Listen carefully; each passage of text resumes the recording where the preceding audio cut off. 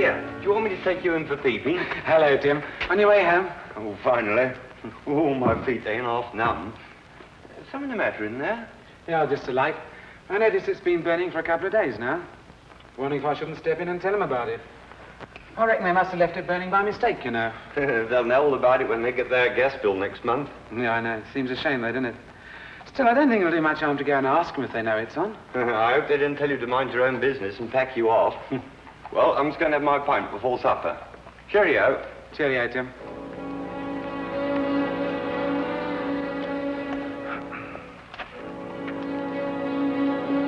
Afternoon, sir.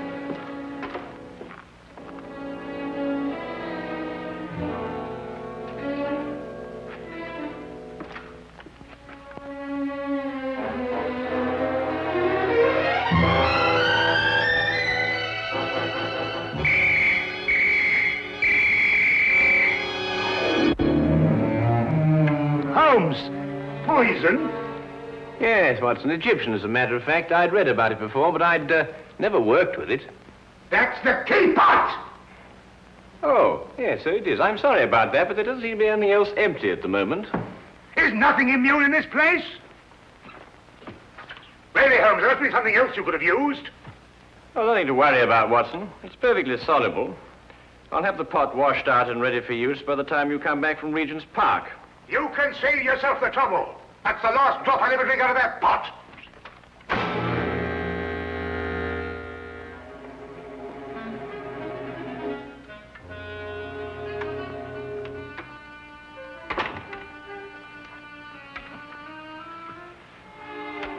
I say, Holmes, how in thunder did you know I was going to Regent's Park? Well, a simple deduction, my dear fellow. Take a look at your clothes. Oh, what's the matter with them? I might easily be going to the club in these. You're immaculate, except for those old shoes. Hmm? Oh, those. I've forgotten all about those. So I deduce that you're going to a place where you're likely to meet people, but also you're liable to scuff your shoes. The gravel paths of a public park seem to fit that perfectly. But why Regent's particularly?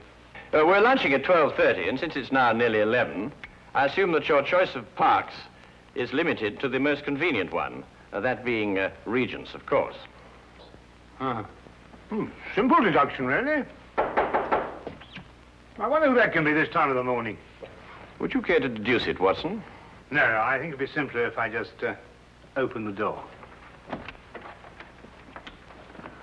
Would you be Mr. Sherlock Holmes? No, but won't you come in? It's Mr. Holmes I gotta be finding. I am Sherlock Holmes, madam. Won't you be seated? I will that. Sure, I've lost a bit of my breath. Have you come far? Clean up from Chelsea, I have, sir. Well, that's a long way indeed. May I introduce my very good friend and colleague, Dr. Watson? Good morning to you. I would My name's Dugan, sir. Mary Dugan. No doubt you find it a bit odd having a stranger burst upon you in the height of the morning like this, but I've come from a house black with sorrow to ask your help. 'Tis the house I work in. Is there some difficulty in the house? Difficulty? Aye, and more. There's murder. Ah, murder, is it? Now, this is most interesting. Won't you go on, Mrs. Dugan? 'Tis the master of the place himself, Mr. Harringway, that's dead. Found by the bobby of our street. Filled with a dose of something with a great long name, the old man was. But surely if he was found by the police... The police? Sure, 'tis them that brings me here. For they've come and rode young Mr. Vernon off to jail for committing the crime. Mr. Vernon? Aye, a strapping lad who's soon to marry Mr. Harringway's stepdaughter, Janet. I gather that you're not in agreement with the police, Mrs. Dugan. Ah, sure, that's the problem. That's what's been torturing me all through these black nights and making my life unbearable. For you see, Mr. Holmes, it was my testimony, and my testimony only, that's put Mr. Vernon in jail. It's because of what I told the police that he's sitting in the cell this very moment waiting for his time to go. And yet you believe that young Vernon is innocent? I'm certain the lad's innocent. Sure, I feel it in me bones. Yes, but I say, didn't you tell the police the truth? I told them the truth, sir, but somehow unbeknownst to me, I must have lied. Perhaps you'd better start your story from the beginning, Mrs. Dugan. Aye. Well, it all happened last Friday afternoon. Late in the afternoon it was, for I was soon to be leaving the house, having the weekend off as I do. It would be about 5 o'clock when there was suddenly a great clatter upon the door.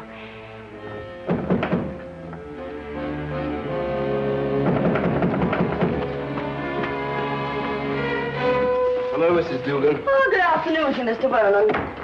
Mr. Herringway asked to see me. Is he in his usual ugly mood? Sure, you shouldn't be talking like that, Mr. Vernon. You know, it makes Miss Janet very unhappy to hear you two fighting all the time. Well, if he wasn't such a stupid old... Where is Janet? Oh, she's away to her aunt's in Manchester. She wasn't to go until tomorrow. Oh, I know nothing of that, sir. But I can swear he put her on her way this very afternoon. I doubt if her aunt's sick again. It looks like another of his tricks to keep us apart. Well, where is he? In his study. He's asked me to show you right in. Just a minute. My coat. I forgot something.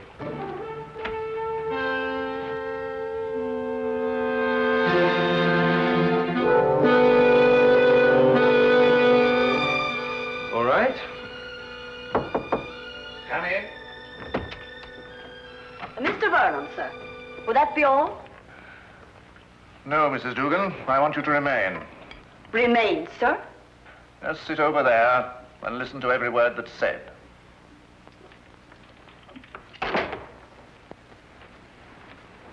What is this?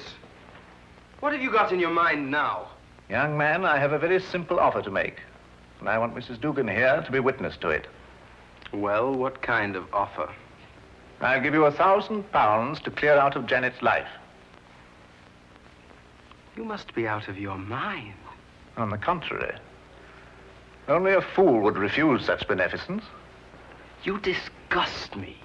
Your tastes don't interest me. I want only to rid you from Janet's life. Stay right here. I intend to finish. I happen to be in love with Janet. But I could hardly expect you to understand a thing like that. £1,000 is a lot of money.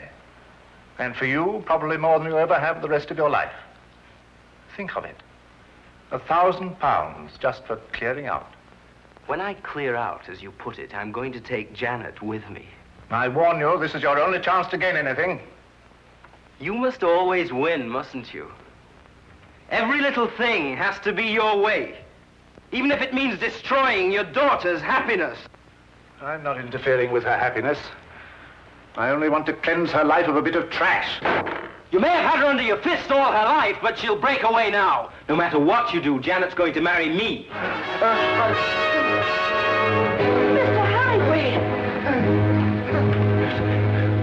Medicine. My medicine in the cupboard in the next room. I'll get it. Green bottle on shelf.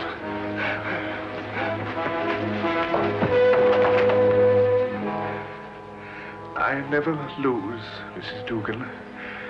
I never lose. Oh, hurry, Mr. Vernon, please, hurry. Coming.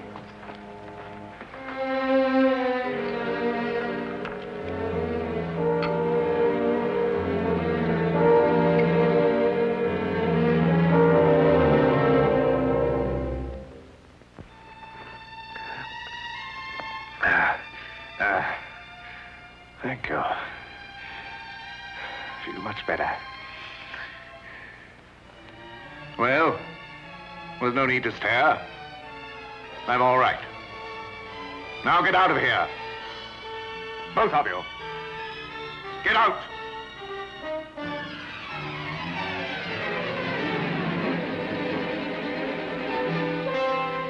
Get out.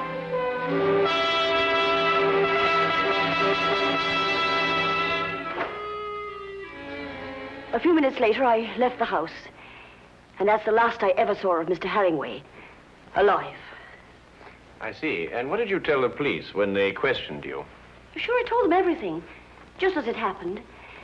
About the bottle Mr. Vernon took out of his coat pocket, the sudden quarrel, Mr. Herringway's attack of illness, and Mr. Vernon going to get the medicine.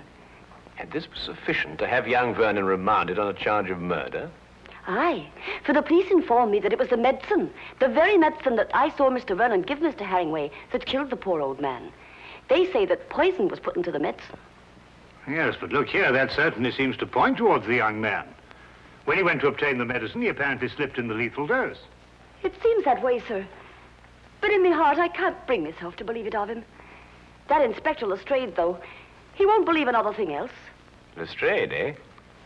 He's the policeman who seems to be in charge of it all. Indeed. Inspector Lestrade, you hear that, Watson? We must go round and see him. Well, if you think it'll help. Aye. And 1,000 blessings on the pair of you. I don't know what we can promise you, Mrs. Dugan. I shall have to have a word with Mr. Vernon before I can express an opinion on the case. However, we shall certainly go and see Inspector Lestrade at once. I know it looks dark and all, but I must keep up hope. Well, I must be off. I don't like leaving Miss Janet alone for so long. Naturally, Mr. Dugan. Well, we'll certainly do our best. Thank you, sir.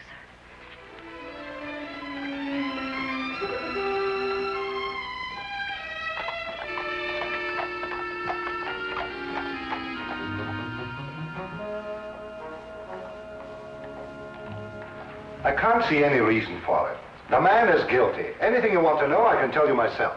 Oh, come, Lestrade. I only want to ask the young man a few questions. It's time for my lunch.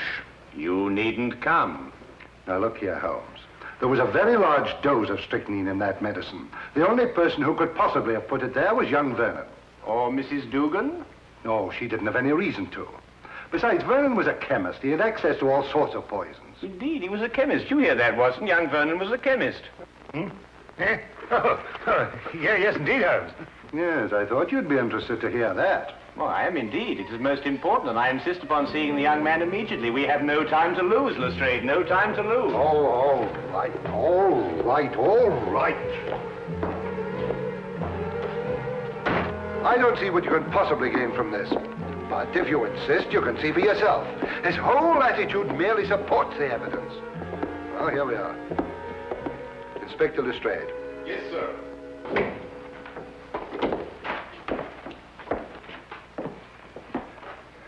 Well now, Vernon. Well now, Inspector.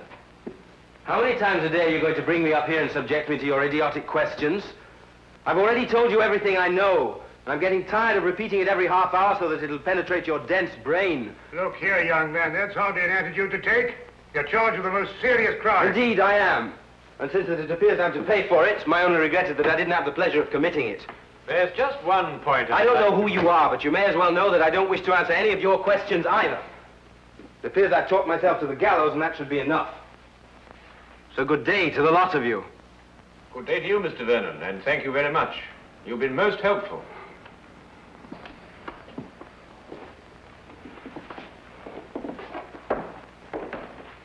Pertinent young rogue.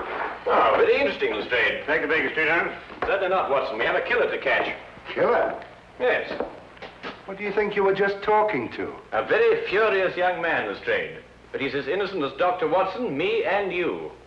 Or perhaps not quite as innocent as you.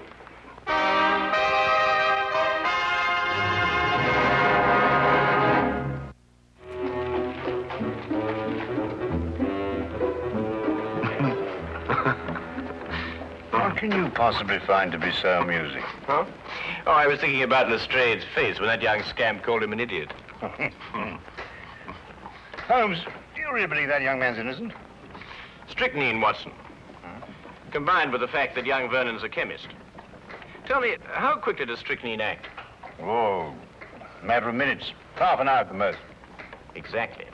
He did not know that the house would be empty when he went to visit old Mr. Herringway. He fully expected that Mrs. Dugan and Janet would be there. Right enough. Mr. Dugan indicated that. All right. Now, would a man with a wide variety of poisons to choose from choose a quick-acting drug, which offered him no chance of an alibi? Or would he be more likely to choose something a little slower, which would allow him ample time to be miles away at the time of death? Yes, I follow your reasoning, Holmes, but surely you don't accept that as conclusive. Oh, I didn't, until I spoke to young Vernon. But, well, you didn't learn anything from him, did you? Ah, here's the mortuary. Shall we go and have a close look at the victim, Watson?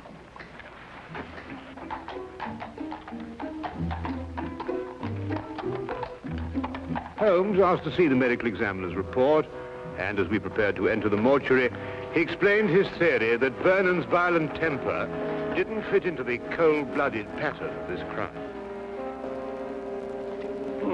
A particular sort of fellow, our friend Herringway. No, why do you say that? Well, notice the well-kept hair, the neatly trimmed moustache. Mm-hmm. Wasn't so particular about his hands, was he? What do you mean, Watson?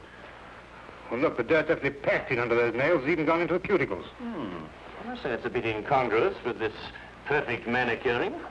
Yes, especially as this hand's absolutely immaculate. Wait a minute, Watson. What? This isn't ordinary dirt. This is soil. Well, amateur gardener, perhaps. These hands never did any gardening.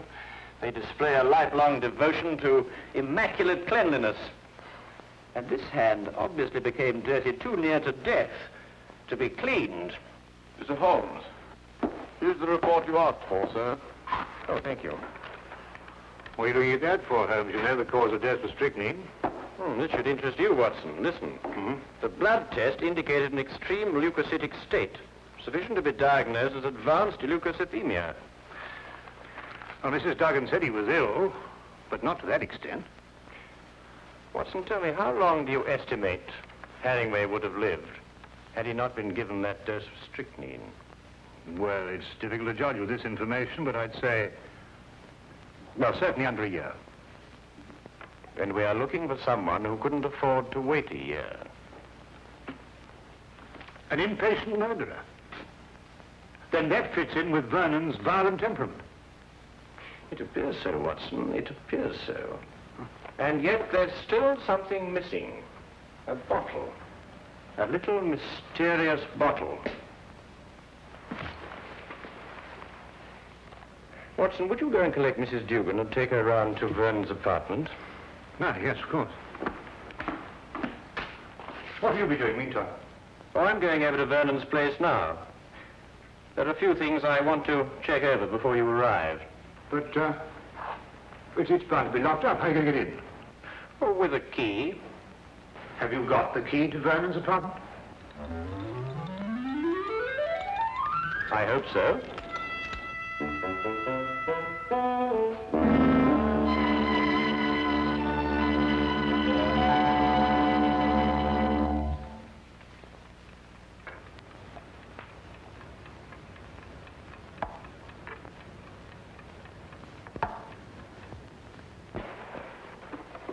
We came as quickly as we could. Thank you, Watson. Do you think it's proper bursting into a strange man's apartment like this? Well, it isn't proper in the least, Mrs. Dugan, but if we're going to help young Vernon, I'm afraid there's very little choice.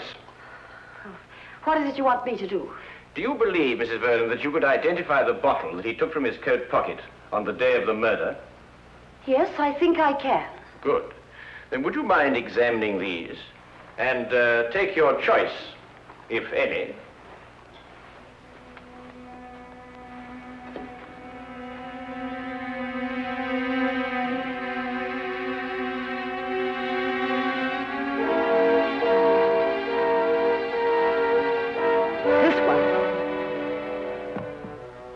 You're certain?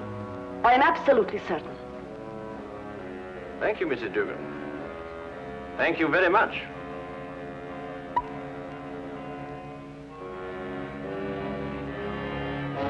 Holmes! It's all right, Watson. It's quite harmless. It's oil of cloves. Oil of cloves? Mrs. Dugan, I presume that your employer was a teetotaler. Oh, he was that. There was never a drop of anything at all in the house. Hated the stuff he did. Yes, but is it important, Holmes? It's essential for young Vernon, Watson.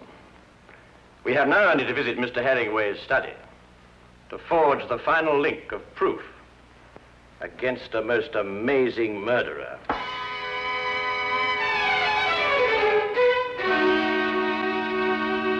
Really, Miss Herringway, I hope you realize that in this case I find myself in a particularly difficult position. But as a police officer, I have no alternative. I must follow the dictates of the law. But Tom didn't do it. He couldn't have done it. It just can't be. Precisely the opinion I expressed to you this morning, Lestrade. Holmes? Oh, Miss Janet, this is Mr. Sherlock Holmes, and this here gentleman's Dr. Watson, his friend. It is because of me that they're here. You see, I went to them begging for the help. Help? It was your fiancé's arrest that prompted Mrs. Dugan, I believe. I see. Sit down, please. Well, really, Holmes, why do you persist in this? I've always had the greatest respect for your ability, but in this case, well, you astound me. Oh, now, come along, Lestrade. Well, it's true. Vernon had access to poison. He was here when it was taken. And above all, look at the motive. Just look at the motive. Who else had such a motive? Who else? Inspector, you didn't know my stepfather. He was a tyrant who loved nothing, no one. His whole ambition was power, and his whole pleasure was to rule. To my stepfather, my marriage meant only a loss of power, part of his kingdom, and he fought it in every way. Life here became unbearable after I met Tom. Mrs. Dugan can testify to that. Well, 'tis true he was not a kindly man, and he did begin to get a bit odd of late. I see. There were some flowers in this room. Where are they? Flowers, sir? Holmes. Now he's interested in flowers.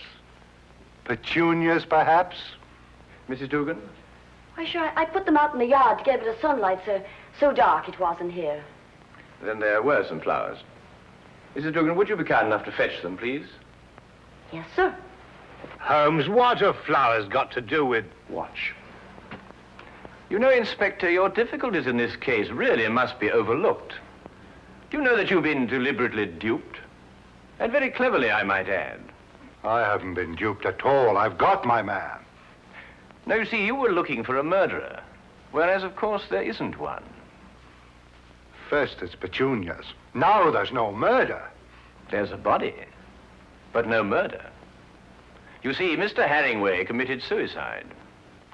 There was no indication of suicide whatsoever. No message, nothing. Well, naturally there was no indication of suicide, because it was deliberately planned to look like murder. Are you serious? Completely, Miss Herringway. You see, your stepfather was more of a tyrant than you imagine. Losing you to Vernon meant losing power. And so first of all, he tried to bully him. Then he tried to bribe him. And when that failed, he tried to kill him. Mr. Herringway tried to kill Vernon? Yes, Watson. By committing suicide in such a way that Vernon would be blamed and executed for Herringway's death. The stage was set, the heart attack was feigned, and Vernon was sent to get the medicine. If Herringway took the poison himself, where did he hide the bottle? Of course, that's right. The poison acted too fast for him to dispose of the container. But he did dispose of the container, Watson. And if my theory is correct, it should be in one of the two flower pots that Mrs. Dugan is holding.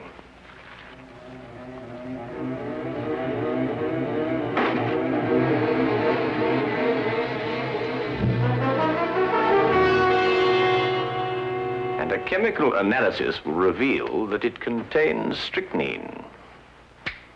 The dirt under the fingernails. Exactly, Watson. And you said it got there close to the time of death? Then Herringway committed suicide. Yes, Lestrade. And Tom is innocent. Gross. Gross. Simple. Completely. Holmes, you never did explain to me what the oil of clothes was for. Oh, you mean the mysterious little bottle that Vernon removed from his coat pocket? Yes, sir. Oh, it's really quite simple, you know. You see, Vernon stopped at the pub for a few stiff whiskies to brace himself for his interview with Herringway. But the old man was violently opposed to the use of alcohol, so he had to do something to remove the evidence from his breath. Oil of cloves is quite common for that purpose. Ah, I see. Tea? No, none for me. No, I've had some before. My digestion is not quite up to it. Your digestion? Yes, I forgot and mixed our tea with some of that rare Egyptian poison.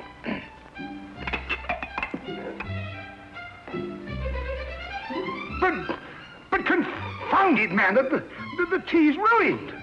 Oh, fair enough, old man, but so's my poison.